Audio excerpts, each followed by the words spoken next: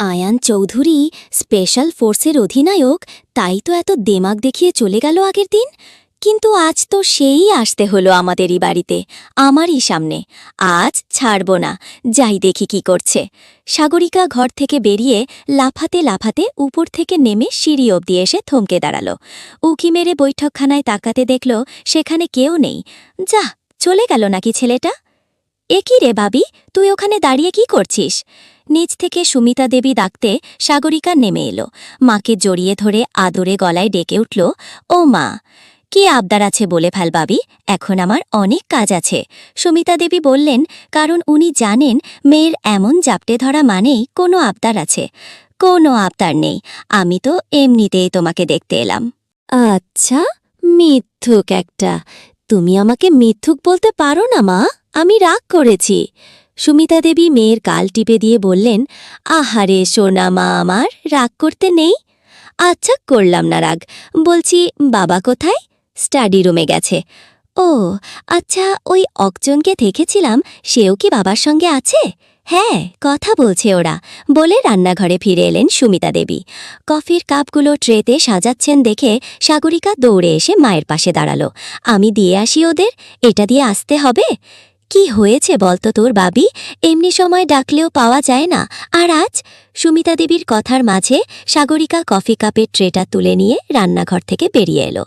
আজ আমি তোমার হেল্পার হয়েছি।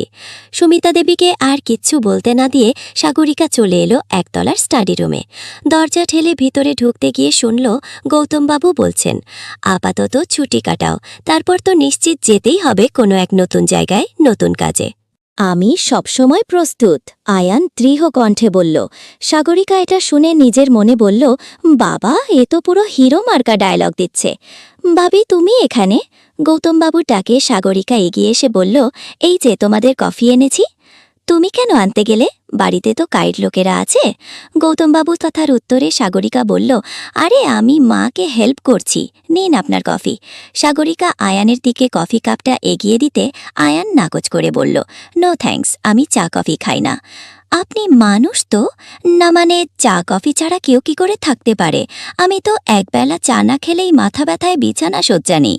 সাগরিকার কথা শুনে আবারও আয়ানের মুখের অভিব্যক্তি অদ্ভুত হয়ে উঠল। গৌতমবাবু মেয়েকে থামাতে বললেন, বাবি ছাড়ো না, তুমি বরং কফিটা খাও। সে তো খাবই, আমি খুব ভালোবাসি। সাগরিকা কফি কাপটা নিয়ে বসে পড়ল। স্যার, আমি আসি এবার। আয়ান সেলুট ঠুকতে সাগরিকা একটু চমকে উঠল, বিষম খেয়ে গেল। আরে আরে, করো কি, ঠিক আছো তুমি? গৌতমবাবু তাড়াতাড়ি মেয়ের কাছে এগিয়ে এলেন। সাগরিকা কাশতে কাশতে বলল, টিভির মতো সেলুট করল তো, তাই একটু চমকে গেছি, আমি ঠিক আছি। স্যার, আমি এবার যাই। আয়ান আর সময় নষ্ট না করে বেরিয়ে চলে এলো। বিড়বিড় করতে বলতে বলল, এই পাগলটা স্যারের মেয়ে, আমার ভাবতেও অবাক লাগছে। Oh God! এই যে মিস্টার, ও fighter man, army man, hero. সাগরিকার আওয়াজ পেয়ে দাঁড়িয়ে পড়ল আয়ান, তবে পিছু ফিরে তাকালো না, বরং বিরক্তি প্রকাশ করে নিজের মনে বলল, আবার এই পাগলটা। আরে আপনাকে ডাকছি, শুনতে পান না নাকি? সাগরিকা দৌড়ে এসে আয়ানের সামনে দাঁড়ালো। কি হয়েছে, তুমি কি পুরোটাই পাগল নাকি? পাগল বললেন আবার? আমি তো আপনার হেলমেটটা দিতে এলাম, এই দেখুন। সাগরিকা হেলমেটটা দেখিয়ে বলল। আয়ান হাত বাড়িয়ে হেলমেট নিতে গেলে সাগরিকা হাত সরিয়ে নিল এবং বলল, অমনি নেওয়ার জন্য হাত বাড়িয়ে ফেললেন তো? এই তো পাগল টাগল বলে অপমান করছিলেন। এখন যদি হেলমেটটা না আনতাম তাহলে কি হতো জানেন? হেলমেট ছাড়া বাইক চালানোর জন্য অ্যাক্সিডেন্ট হতো। ভালো লাগতো? তুমি এখন আমাকে জ্ঞান দেবে আর আমি সেটা শুনব? শুনবেন না কেন? কারণ তোমার জ্ঞান শুনতে আমি ইচ্ছুক নই। সবার আগে এই জ্ঞানগুলো নিজের উপর অ্যাপ্লাই করো, একটু বুদ্ধিমতী হয়ে দেখাও। হতে হবে না, আমি আগে থেকেই বুদ্ধিমতী। এটা তোমার ভুল ধারণা, যত তাড়াতাড়ি সম্ভব বদলে ফেলো, বলে আয়ান হেলমেটটা কেড়ে নিয়ে এগিয়ে চলে গেল। কি এত বড় সাহস যে আমাকে বলল আমি ভুল? একে আমি দেখে নেব। সাগরিকা রাগে ঠুকল। আমরা কোথায় যাচ্ছি সাগরিকা? আখি জিজ্ঞাসু তাকালো নিজের প্রিয় বান্ধবীর দিকে। সাগরিকা নিজের ফোনে কিছু করতে করতে বলল, আমরা যাচ্ছি চৌধুরী ম্যানশনে। সেটা কোথায়? আর আমরা সেখানে যাচ্ছি বা কেন? আখি এখনো ধাঁধায়, তার বান্ধবীটি আবার কোন কাণ্ড করতে তাকে নিয়ে যাচ্ছে এটা ভেবেই ভয় হচ্ছে। আমরা সেখানে যাচ্ছি নালিশ ঠুকতে, মানহানির মামলা করতে। মামলা করবি তো থানায় চল, বাড়িতে কি করে মামলা দায়ের হবে? না, এই মামলা বাড়িতেই দায়ের হবে। তা কার মানহানি হলো? হোয়াট? কিভাবে সম্ভব? তোর মানই নেই, সেখানে মানহানি হবে কিভাবে? এই আখি, তোর চোখ উপড়ে নেব ইনসাল্ট করলে। আমার মান নেই মানে কি? সরি, ভুল করে বলে ফেলেছি। তা বল, কে করলো মানহানি? অফিসার আয়ান চৌধুরী। অফিসার? হ্যাঁ, আমার বাবার স্পেশাল ফোর্সের অধিনায়ক আয়ান চৌধুরী। তুই তার নামে কোথায় মামলা করবি? মামলা যে খারিজ হবে নিশ্চিত। না মানে বড় মাপের মানুষ তো সে। তাতে কি, মামলা দায়ের হবেই হবে। আমি এমনই জায়গায় মামলা করব যে খারিজ হওয়ার প্রশ্নই আসে না। বুঝিয়ে বল মা। আরে, আমরা এখন যাচ্ছি আয়ান চৌধুরীর বাড়ি। ওর বাড়ির লোকের কাছে ওর নামে নালিশ করব।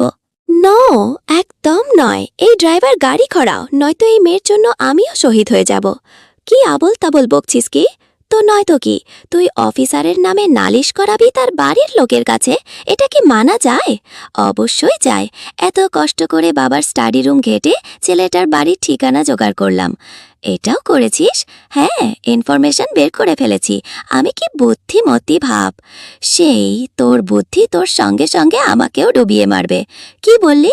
না কিছু না, চল দেখি কি অপেক্ষা করছে আমাদের জন্য। ইতিমধ্যে ড্রাইভার গাড়িটা থামিয়ে ফেলল। দিদিমণি, চলে এসেছি তোমার দেওয়া ঠিকানায়।